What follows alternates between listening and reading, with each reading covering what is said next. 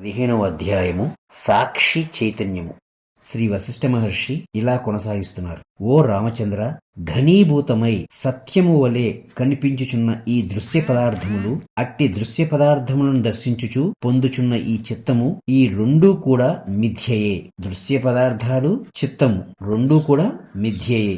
ఇక ప్రతిబింబ మాత్రమైనట్టి జీవుడు అనుబడినది మాత్రం సత్యదృష్టికి ఏం నిలబడగలదు చెప్పు.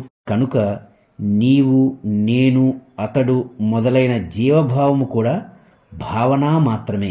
ఈ సర్వము బ్రహ్మము కంటే వేరుగా అనేకముగా ఏనాడు ఉండుటలేదు. అట్టి బ్రహ్మము అణువు కంటే కూడా అణువు, సూక్ష్మాతి సూక్ష్మము. ఆ బ్రహ్మము యొక్క శుద్ధత్వము, సూక్ష్మత్వముల విషయానికి వస్తే అది ఆకాశము కంటే కూడా అనేక రెట్లు మహోన్నతమైనది. ఆకాశకోశము కంటే కూడా అత్యంత శాంతమైనది. దానికి రూపమంటూ ఏదీ లేదు.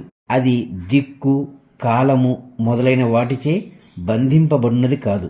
అందుచేత అది విస్తృతము, అనాది, స్వప్రకాశము అయి ఉన్నది.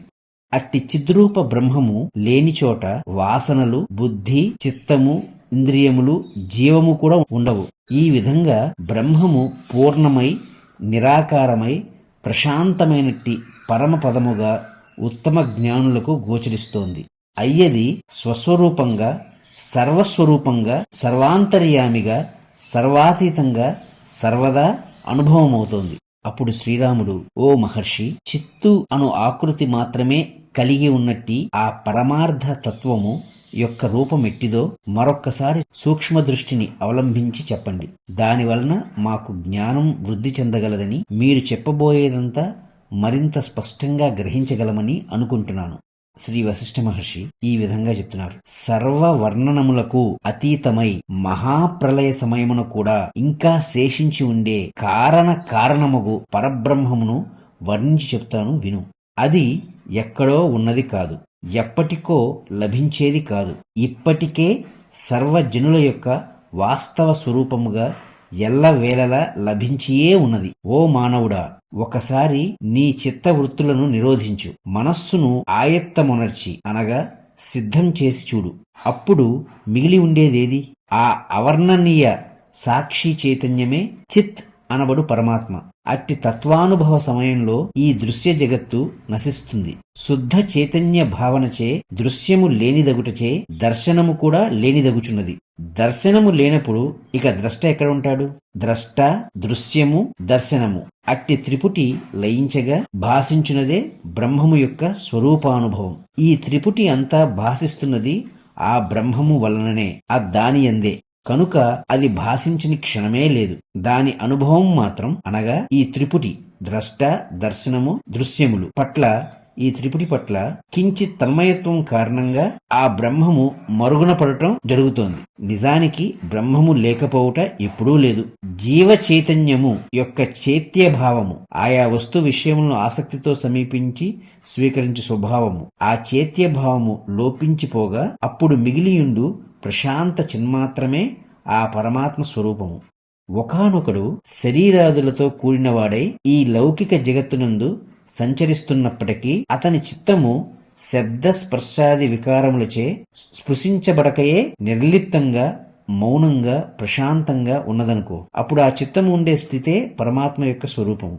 మనస్సు స్వప్నరహితము, జాడ్యహీనము, అపరిచ్ఛిన్నము అయి ఉండగా అప్పుడు కలుగగల ఒకానొక సుషుప్త స్థితి వంటి అనుభవసారమే పరమాత్మ యొక్క స్వరూపము.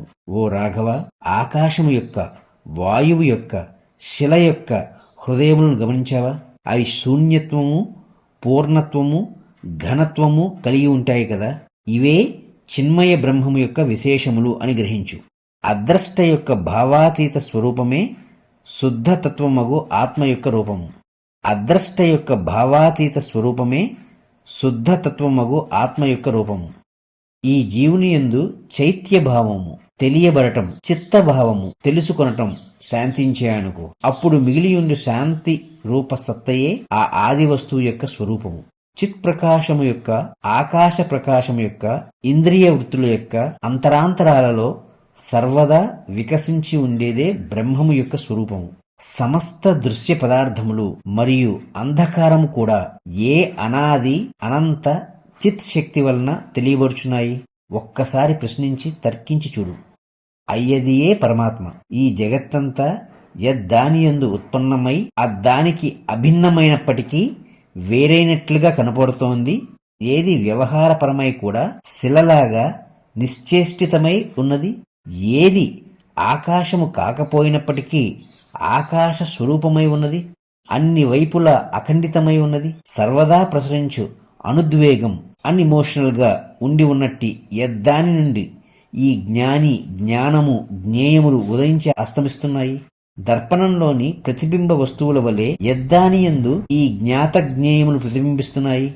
నాయనా రామ, అయ్యదియే పరమాత్మ యొక్క స్వరూపము. మనస్సు జాగ్రత్ స్వప్నముల నుండి విడివడినప్పుడు మహాచైతన్యము అనబడే సుషుప్తి దశ వంటి శుద్ధ చైతన్యమునందు ప్రవేశిస్తోంది.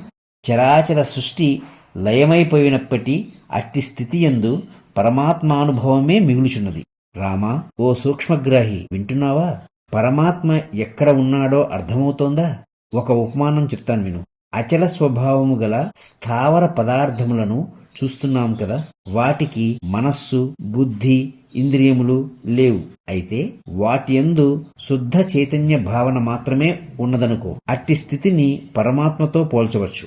బ్రహ్మ, విష్ణు, హర, ఇంద్రాదులు కూడా నశించగా అప్పుడు పరమశివమగు సద్వస్తువు ఒక్కటే మిగిలి ఉంటుందో దానికి ఎట్టి ఉపాధి ఉండదు.